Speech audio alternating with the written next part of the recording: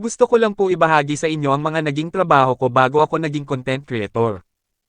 Ako po ay nagsa-sideline ng pagpapadyak o tinatawag sa Bisaya na tricycle driver. Noong nag-aaral ako ng high school, ginagawa ko ito habang wala akong pasok. Hanggang sa nagtapos na ako ng high school sa Holy Trinity College at nagpatuloy sa pag-aaral sa University of Cebu at kumuha ng kursong Bachelor of Science in Marine Transportation. Kasabay ng pag-aaral ko nagtrabaho bilang isang reflexologist sa Gabaya Healing Center o kilala na ngayon bilang Patria de Cebu.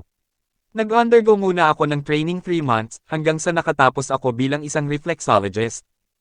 Nagtagal ako doon pero on at off ako kasi wala kaming amo doon bali part-time job lang talaga pero malaki naman ang kitaan doon kaya doon na ako nagtagal hanggang 10 years. Pero hindi po ako pinalad na makapagtapos ng pag-aaral due to financial problem. Bali second year first semester lang po natapos ko.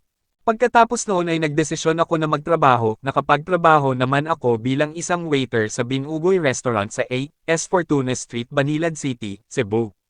Nagtagal po ako doon hanggang 2.5 years. Pagkatapos noon ay nagdesisyon muna akong huminto.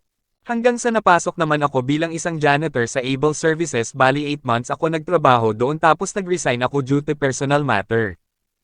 Tapos nagtrabaho na naman ulit ako bilang janitor but this time hindi na sa Able Services kundi sa MIMS, 3 months lang tinagal ko sa MIMS due to misunderstanding sa mga kasama ko sa trabaho.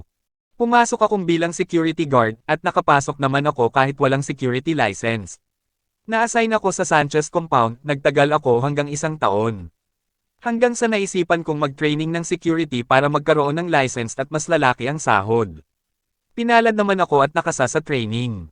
Doon nakapagtrabaho na akong bilang licensed security guard under tactical agency, at na-assign sa Waterfront Hotel at nagpalipat-lipat kung saan kailangan. Dahil sa hindi ako nabigyan ng permanenteng pwesto at kalaunan ay napasya na akong mag-resign. Hanggang sa napasok ako bilang bagger sa Colonnade Supermarket. Nagtagal ako doon hanggang 1 year at 2 months dahil palagi ako na-e-extend pero hindi naman ako naging regular employee doon. Hanggang sa nag-apply ako abroad at natanggap naman ako bilang barista at kitchen helper doon sa Saudi Riyadh. 6 months lang ako doon at hindi ko natapos ang aking 2 years contract kasi hindi ko kinaya ang pagtatrabaho abroad at malayo sa asawa ko. Pagka-uwi ko Pinas ay agad naman ako nakapagtrabaho sa International Pharmaceutical Incorporated bilang production worker. 6 months lang contract ko doon kaya naghanap ulit ako ng trabaho. Hanggang sa naisipan kong mag-apply bilang delivery rider sa Lalamove at doon nakapagtrabaho naman ako. Pero hindi rin ako nagtagal at umabot lang ako ng 2 months. Kaya para magkaroon ng income ay sinubukan ko naman magnegosyo.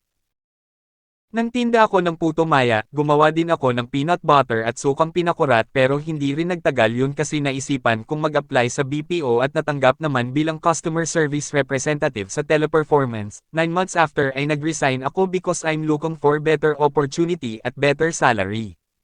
Nakapasok naman ako sa Tech Mahindra bilang customer service representative, telco account. 3 months lang ako doon kasi na-terminate ako due to absences during training. Hanggang sa nakapasok naman ako sa Conduent Technical Account. Yan po ang work cycle ng buhay ko. Kaya ang masasabi ko, ang buhay natin ay weather lang ika nga ni Kuya Kim minsan nasa ilalim, minsan nasa ibabaw. Minsan masaya, kadalasan ay kalungkutan. Pero yan yung reality sa buhay kaya kung ako ikaw. Laban lang.